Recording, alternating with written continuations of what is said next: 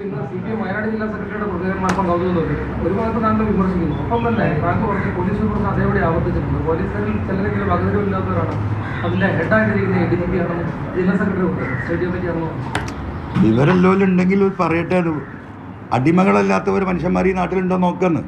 ഇങ്ങനെയുണ്ടോ ഒരു അടിമത്തം? ഈ അടിമത്തം എവിടെ പോയിട്ട് അവസാനം? ഈ കപ്പൽ ഒന്നായിട്ട് മുങ്ങാൻ പോവല്ലേ? ആ കപ്പൽ ഒന്നായിട്ട് മുങ്ങുന്നതിന് മുമ്പ് അതിനൊരു ഓട്ടിട്ട് കൊടുത്ത് ഞാൻ കുറച്ച് വെള്ളം കയറുമ്പോൾ നോക്കുമല്ലോ. ഇതിൻ്റെ മെയിൻ സ്ട്രക്ചറിന് തകരാറുണ്ടോ, ഷീറ്റിന് തകരാറുണ്ടോ എന്നൊക്കെ നോക്കും എപ്പോഴാണ് കുറച്ച് വെള്ളം കയറുമ്പോൾ. അല്ലാതെ ഒരു വലിയൊരു പാളി എന്നെ പൊളിഞ്ഞ് ചാടിയ കപ്പലേ മുങ്ങിപ്പോവും. ആ പാളിക്ക് ഇപ്പുറത്ത് ഒരു ഹോളിട്ട് ഞാൻ കുറച്ച് വെള്ളം കയറട്ടെ ഈ കപ്പലിൻ്റെ ഉള്ളിൽ. അപ്പോൾ കപ്പിത്താന്മാരൊക്കെ ശ്രദ്ധിക്കുമല്ലോ, ഈ കപ്പൽ വീക്കായി തുടങ്ങിയിട്ടുണ്ട്, പല സ്ഥലത്തും വെള്ളം കയറുന്നുണ്ട്. അപ്പോൾ ഈ കപ്പലിനെ കരക്കടിപ്പിച്ചത് റിപ്പയർ ചെയ്യും. ആ ഒരു പണിയാണ് ഞാൻ എടുത്തത്. അതിന് ഞാൻ തന്നെ കപ്പൽ മുക്കുന്നവനാന്ന് പറഞ്ഞാൽ ആയിക്കോട്ടെ.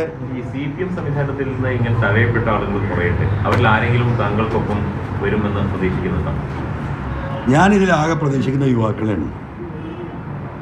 പിന്നെ ഈ പറയുന്ന ഇവരുടെ തിന്മക്ക് വിധേയമായ ഈ രാഷ്ട്രീയ കോക്കസിൻ്റെ ഭാഗമായി തിന്മക്ക് വിധേയമായ ഇവിടുത്തെ പറയുന്ന ഈ മലയോര കർഷകരും അവിടെ ജീവിക്കുന്നവരും ഈ പറയുന്ന ഓട്ടോറിക്ഷ തൊഴിലാളികളും വൈകുന്നേരം വരെ ഓടി 1000 റുപ്യൊക്കെ ഓടുക.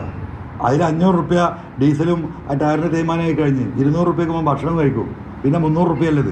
ആ 300 റുപ്യ ഒരു ദിവസം ബാക്കിയായിട്ട് ജീവിക്കുന്ന ഒരുത്തനാണ് 2000 3000 എന്താ പറയുക ഫൈനിട്ട് കൊടുത്തിട്ട് അവൻ്റെ മൂന്തമ്മ ഒട്ടിച്ചിട്ട് പോകുന്ന പോലീസുകാർ.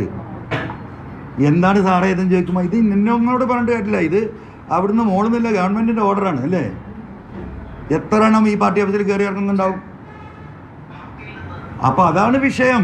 ഇതൊക്കെ പറഞ്ഞാൽ ഞാനെന്തോ ആയിക്കോട്ടെ. മറ്റേ അച്ചടി ഭാഷയും ആ എഴുതി വെച്ച സംഗതി ഉണ്ടല്ലോ, ഞാൻ അച്ചടി ഭാഷ എന്ന് ഉദ്ദേശിക്കുന്നത് ഭാഷ കളിയാക്കി പറയല്ലോ കേട്ടോ. അദ്ദേഹം ആ ഭാഷയിലാണ് സംസാരിക്കുക. ആ വസ്തുനിഷ്ഠമായി അന്വേഷിക്കുന്നുണ്ട്. എന്നിട്ടും PV അൻവർ അത് മാനിക്കാതെ ഇങ്ങനെ ഒരു പ്രസ്താവന നടത്തി. അതാ പറഞ്ഞത്, നമ്മളെല്ലാം മാനിച്ചിട്ടുണ്ട്. ഞാൻ ആ അഭ്യർത്ഥന വന്നപ്പോൾ ഞാൻ സ്റ്റോപ്പ്. എനിക്ക് പിന്നെ പ്രതീക്ഷ പാർട്ടിയിലാണ്. അന്വേഷണം ഈ പറഞ്ഞ രീതിയിൽ നടക്കുന്നില്ല. പിന്നെ വരുന്നു മാഷ് നോക്കുന്നു, നിങ്ങൾ ചോദിക്കുന്നു ശശിയെ പറ്റി പറഞ്ഞ പരാതിയിൽ 10-40 വർഷമായിട്ട് ശശി ഞങ്ങളെ കമ്മ്യൂണിസ്റ്റ് പാർട്ടിയിൽ ഒരുമിച്ച് പ്രവർത്തിച്ചല്ലേ. ശശി നല്ല സഖാവെന്ന് അറിയാമല്ലോ. അപ്പോൾ ആ പരാതിയോ അതിൽ കഴമ്പൊന്നുമില്ല. പിന്നെ ഞാൻ എന്താ കാത്തിരിക്കണം? അപ്പോൾ ഞാൻ പറഞ്ഞതാണ് പ്രശ്നം, വേറെ ഒന്നും പ്രശ്നമില്ല.